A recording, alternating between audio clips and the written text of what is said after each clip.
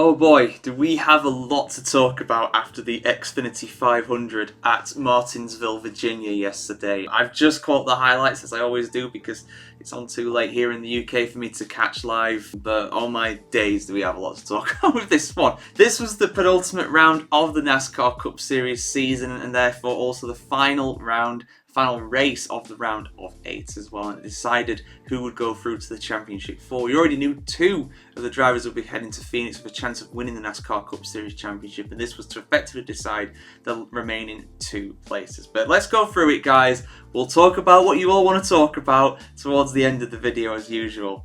But here are the 5 things that we learned from the 2024 XFinity 500. So Martin Truex Jr., who has not had the best season overall, his final season in the NASCAR Cup Series, he led in the early stages of this one, but it was Chase Elliott, someone going to try and take that place in the Final Four, who ended up getting the Stage 1 victory. But let's talk about Chris Bell next, because he's one of the guys that we're going to talk about a lot in this one, but I'll just get through the majority of what's to do with him during this bit here. So he actually had a spin in Stage 1, and that really hampered his progression through the field. Because of that, he was never really challenging anywhere inside the top 10, and even then, by the end of the race, I should say, he was desperate to try and get into the Championship 4. He really had to make some places up. I think he was in 20th at the time, but he made a move to try and get up into 19th by going off the wall.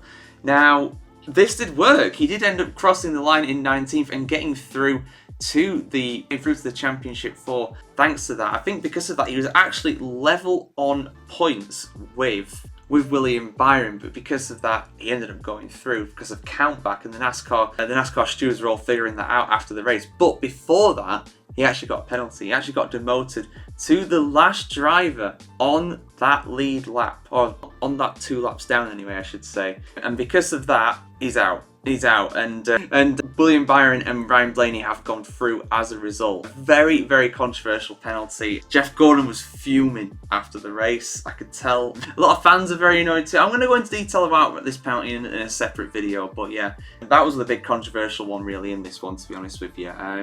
Really, really big surprise that he managed to pull off the move, to be honest with you. I thought it was quite impressive how he managed to do it, but unfortunately these days in NASCAR, you're no longer able to do a Hail Melon, as it were. You're no longer able just to go off the wall and make up positions, and yeah, he was not only demoted to the last driver on that lap, he was also, on top of that, basically banned from competing further in the playoffs. Not too dissimilar to what was it now? There was someone earlier this season that won a race, but basically it was like, oh no, you can't do that because you're banned from the playoffs effectively with that, because you can't go taking people out and expect to go through, basically. So yeah, disappointing for him really, because he was doing so well. He was leading the standings at different points as well, was Chris Bell, but yeah, not too great in the end for him with that. But let's talk about some of the racing action in the meantime as well. William Byron, he took the lead in Stage 2 through the cautions, but it was actually Brad Keselowski who got surprisingly his first stage win of the season. He did get a win, of course, in Darlington earlier this season as well, but this is the first time he's actually managed to win a Stage 1 or a Stage 2 in 2024, so good for him with that. Now let's talk about the latter stages as well, because it wasn't only controversial with the drivers that didn't get in and the ones that did get in, but let's talk about a different one we've not really mentioned so far. Kyle Larson. Now, he was leading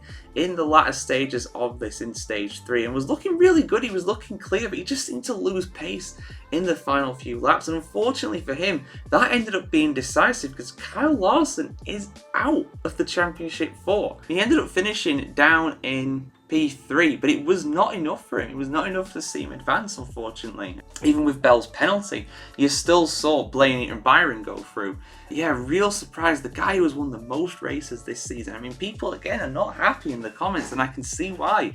You know, the guy that's won the most races this season, for me, the standout driver of this season, really. But that's the playoff format. It's brutal. If you don't perform at the time when you're required to, then you're out. I mean, in fairness, he's not had that bad of a run in the round of 8, and 11th or 13th and a third. He's been very unlucky at times through that as well. You would have backed him to get top 5s in all their races if it wasn't for, you know, the tyre trouble and literally just tyre trouble, even not getting his tyres fitted correctly or his tyres getting a puncture. Both Las Vegas and Homestead as well. So really, really unlucky there, and he's out. Kyle Larson is out. So yeah, our 4 championship contenders now are Ryan Blaney, Joey Logano, Tyler Reddick, and William Byron as well. Blaney, of course, now able to defend his title as well in the final round in Phoenix. So I'm glad the defending champions there, but yeah, real big surprise that Bell and Larson are not there as well. But again, there was only 2 spots anyway that they were competing for. So yeah, very, very controversial penultimate race for the season in NASCAR. Like I said, I've got a full in-depth video